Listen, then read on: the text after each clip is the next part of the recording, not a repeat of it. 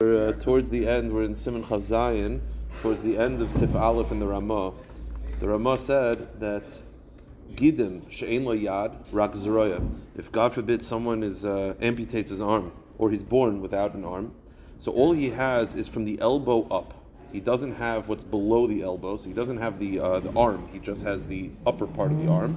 Yaniach b'loi bracha. You put it on without a bracha. Basically, if you have anything below the elbow, anything towards the wrist, even if it's a little bit of a nub, something, you do it with a bracha. The problem is, if a person does not have anything, listen, if you don't have, we'll see in a moment, if you lose above the elbow, then it could be, there's no place for the tefillin. But if you have elbow up, so there's a shaila in the Rishonim whether you're chayiv, because it could be you don't have an arm to be chayiv. So we paskin put it on without a bracha. The Biur Halacha brings down, according to the Gra, you do with a bracha, but we paskin to do without a bracha. The Mishnah Berurah says, I'm Biur Halacha. I'm sorry. The Biur Halacha, he writes that the Gra holds to make a bracha in this, and he says, he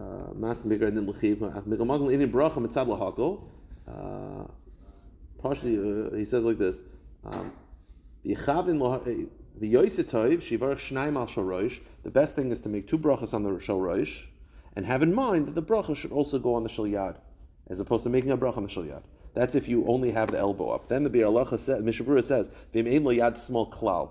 Let's say, God forbid, someone has no left arm whatsoever.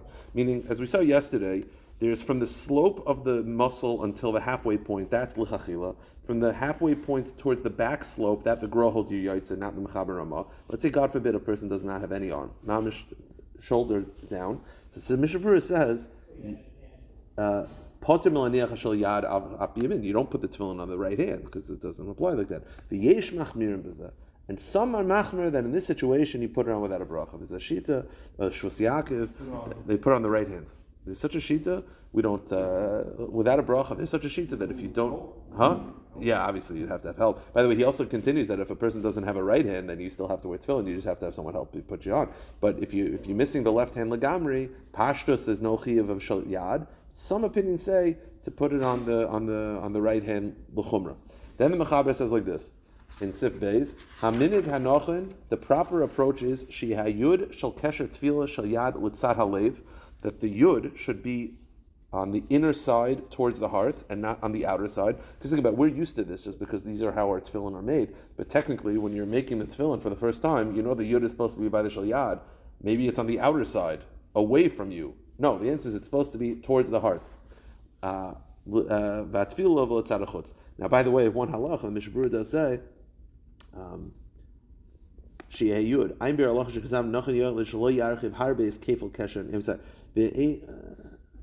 says like this. Where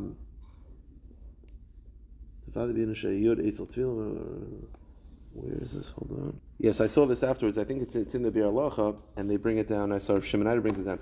If a lefty has to use a righty's tefillin, then the way you do it is you basically take the box and you flip it over. So now the Yud is actually facing away from you. He says, B'diavad yaitza. That's what some lefties will do if they need to borrow a righty's tefillin. Then again, they can't put it on they have to put it on the right hand. So they basically, you flip it over, and then the Yud is facing away from you. You'll play with it. So that's a yaitza b'diavad. Again, it's not the best thing, but that's better than if you have no choice. Then the Mechaber says, Yesh li zar sheli tozuz Yud shel hakesher matzvila. You have to make sure that the Yud is touching the box at all times. Now he brings down from the Mishnah Berurah, B'zoyer Parshas Pinchas Machmer B'oid B'nizeh. The lashon of the Zoyer is mamish like if it's disconnected, then your soul is disconnected. Very, very stark things that the Yud should always be touching the boxes. B'yesh Machmirim Degan Kashetech B'tech Kisan Tzarichin L'Zar B'zeh. Some say that the Zoyer was makbid that the Yud should touch the box even when it's in your case. Meaning even when it's in the tefillin bag, it should always be touching. Al Pi Kabbalah, they should always be touching. And he says, that's why that's why some people started putting this sinew around. I've seen people do rubber bands, but a sinew around the Yud, holding it in tight. Now the Mishnah Berurah was against it because what they were doing is they were putting it under the box, so it was between your arm. It was a hefsek. What they do now is they do it through in a way that it doesn't actually cause a hefsek. Mishnah Berurah wasn't a fan of that one. But obviously, if it's done properly, then there's no hakbada. I personally don't, but it happens to be Chabad. The way Chabad, I wear Chabad tefillin. The way Chabad tefillin is that it tightens, it connects the yud. The way it's tied every day. If you ever see a Chabad tefillin, it starts off disconnected, and then when you tighten it, you're pulling the strap of the yud towards the box. It's basically impossible to wear Chabad tefillin.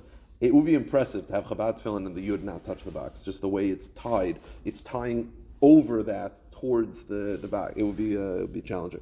Then the Mishnah Berurah,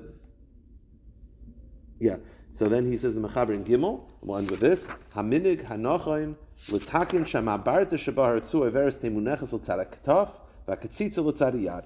This is the halacha I was saying before, and that is that you should do that. There's the mabarta, which is where the strap is. That's towards the armpit, and the end of the tefillin is towards the elbow. Again, we're just so used to it. But when you were making it, you have to make sure that the mabarta, where the strap goes, is towards the upper part of the arm. And the Mishnah Berurah says, this is the Mishnah Berurah I was saying before, the iter hamaniach tefillin memisha ina iter, and if a lefty is using a righty's tefillin, he's going to flip it over. So that means that the part with the strap is actually going to be towards the elbow, and that's fine. But the other,